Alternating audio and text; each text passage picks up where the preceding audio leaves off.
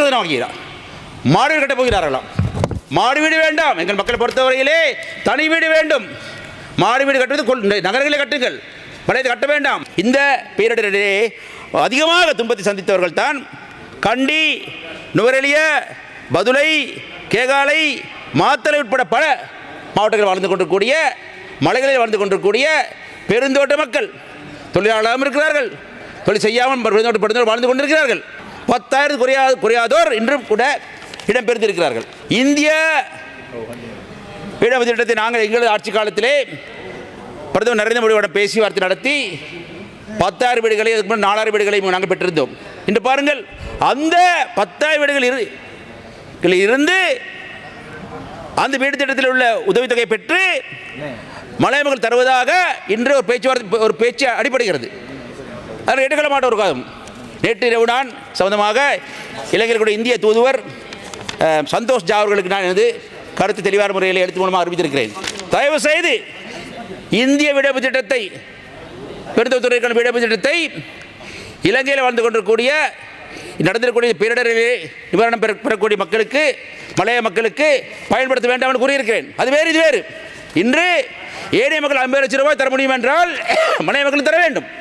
நாங்கள் மாற்றாந்த பிள்ளைகளா, இரண்டாந்த குடிமக்களா கேட்க விரும்புகிறோம். ஆகவே அதை வைத்துக்கொண்டு இதை செய்யக்கூடாது. அது வேறு, இது வேறு. அவரது பாதுகாப்பு அமைச்சு ஆலோசனை கூட்டத்தில் பேசுகின்ற பொழுது மலைய மக்கள் சம்பந்தமாக ஒரு வார்த்தை கூறவில்லை. திரும்ப திரும்ப மலையகம் என்று பேசி எங்கள் மக்கள் மலையில் கவர்கிறார் தவிர மலைய மக்கள் தொடர்பாக விசேடமான அவதானம் இருப்பதாக காட்டவில்லை. குறைவாக இருக்கிறது. அது மட்டுமல்ல, இந்த நாட்டில் பாருங்கள், ஜனாதிபதி பெரிய வரிசையாக நிறைய நிவாரணங்கள் அறிவிக்கிறார். பிள்ளைகளுக்கு, வீடமைப்புக்கு, காணி உரிமைக்கு, சிறுதோட்ட உரிமையாளர்களுக்கு, தொழிலாளர்களுக்கு பல பல விஷயங்கள் அறிவிக்கிறார். ஆனால் அதையெல்லாம் கீழே வரும் பொழுது பாருங்கள், மாவட்ட செயலாளர், பிரதேச செயலாளர், கிராம சேவகர், NBRO அதிகாரிகள் மூலமாக தான் வருகிறது. அது எங்கள் மக்கள் கிடைப்பதில்லை. எங்கள் மக்கள் நாட்டில் நின்று பாருங்கள், திட்டமிட்ட முறை குறை விரும்புகிறேன், குற்றம் சாட்டுகிறேன். மாற்றாத மனப்பால் நடத்தப்படுகிறார்கள், நடத்தப்படுகிறார்கள். அதுக்கு பதில் சொல்ல வேண்டும். ஜனாதிபதி அனுரகுமார் திசாநாயக்க மீது நாங்கள் நம்பிக்கை வைத்திருக்கிறோம், மக்கள் நம்பிக்கை வைத்திருக்கிறார்கள். அந்த நம்பிக்கையை பாத்திரமாக நடத்திக் கொள்ள வேண்டிய கடப்பாடு அவருக்கு இருக்கிறது. நாளாக காலம் போக மாதங்கள் குறைய, மாதங்கள் முடிய பார்த்தால் அவர் நம்பிக்கை குறைந்து வருகிறது. இப்பொழுது கடந்த காலத்தை போல இப்பொழுதுதான் ஆட்சிக்கு வந்தோம், அவகாசம் தாருங்கள் சொல்ல முடியாது. அப்படி அல்ல, ஆட்சிக்கு வந்து இப்பொழுது ஒரு வருடத்துக்கு மேலாகிவிட்டது. தெருப்பிள்ளையார் கடை தேங்காய் எடுத்து வழிப்பிள்ளையர் அடிப்பதைப் போல இந்தியாவின் உதவியை பெற்று எங்கள் தருவதை வேண்டாம், நாங்கள் பார்த்துக் கொள்கிறோம். அதை 30 சதனம் ஆகிறார். மாடு வீடு கட்டப் போகிறார்களாம். மாடு வீடு வேண்டாம், எங்கள் மக்களை பொறுத்தவரையிலே தனி வீடு வேண்டும்.